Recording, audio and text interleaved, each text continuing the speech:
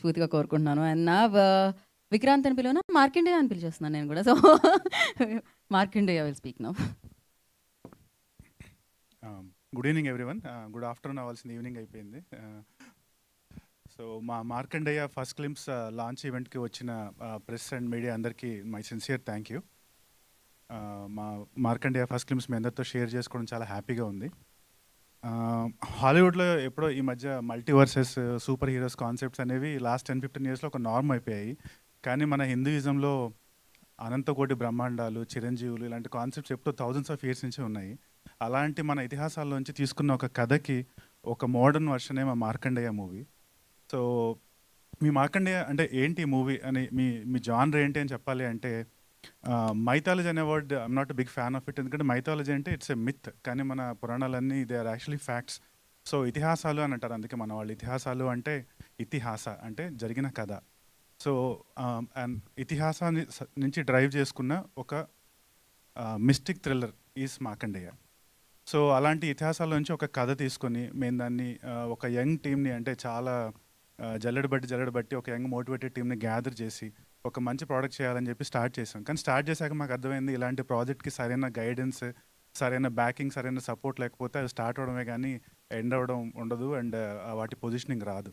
So అదే టైంలో Dil Raju dreams అనే ఒక ఛానల్ని లాంచ్ చేయడం, ప్లాట్ఫామ్ని. So and young and talented పీపుల్ని ఎంకరేజ్ చేయాలి అనే ఒక ఇదితో వాళ్ళు ఆయన అనౌన్స్ చేయడం జరిగింది. సో అప్పుడు మేము దిల్రాజు గారిని రీచ్ అవుట్ అయ్యాము. మేము తీసిన కంటెంట్ చూపించాము, మా కథ వినిపించాము. సో ఆయనకి నచ్చి ఆయన ప్లాట్ఫామ్లో మా మూవీ ప్రొడ్యూస్ చేసే ఆపర్చునిటీ ఇవ్వడం మాకు చాలా హ్యాపీగా అనిపించింది. సో ఒకటండి, అంటే దిల్రాజు డ్రీమ్స్లో జస్ట్ అంటే మేము జస్ట్ ఒక ప్రొడ్యూసర్ కింద కాదు, every aspect of the movie, అంటే ఫస్ట్ నుంచి బేసిక్గా స్క్రిప్ట్ రైటింగ్, ఒక న్యూ కమర్స్ ఒక కాస్టింగ్ అండ్ వాళ్ళతో ఎలా డీల్ చేయాలి, మూవీ ప్రాసెస్ ఎలా కంట్రోల్ చేయాలి, కాస్ట్ ఎలా కంట్రోల్ చేయాలి, బడ్జెట్స్ ఎలాగా ఓవర్ బడ్జెట్ కాకుండా చూసుకోవాలి, అండ్ పొజిషనింగ్ ఎలా చేయాలి, అలా ప్రతి aspect of the movie step by step మూవీని ఎలా తీసుకెళ్ళాలి ముందుకి అనే దాంట్లో they're guiding us. So sir, thank you so much for giving us this opportunity. We're forever indebted to you. మీరు మాకు ఇచ్చిన ఈ ఆపర్చునిటీని మేము ఒక రెస్పాన్సిబిలిటీ లాగా తీసుకుంటున్నాము. మీ 100% మేము హార్డ్ వర్క్ చేసి మీ విజన్కి మ్యాచ్ అయ్యే మూవీని మేము డెలివర్ చేస్తామని మేము హార్డ్ వర్క్ చేస్తాం సార్ ఖచ్చితంగా. అండ్ మా మార్కండేయ మూవీ అంటే ఇది ఓన్లీ ఫస్ట్ క్లిమ్స్ మాత్రమే. సో ఫ్యూచర్లో ఇంకా చాలా మంచి కంటెంట్తో మేము ముందుకు వస్తాము.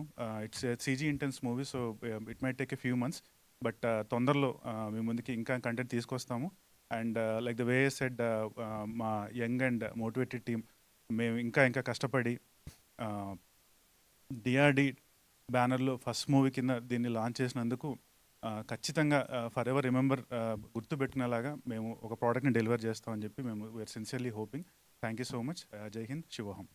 Thank you so much Vikrant. And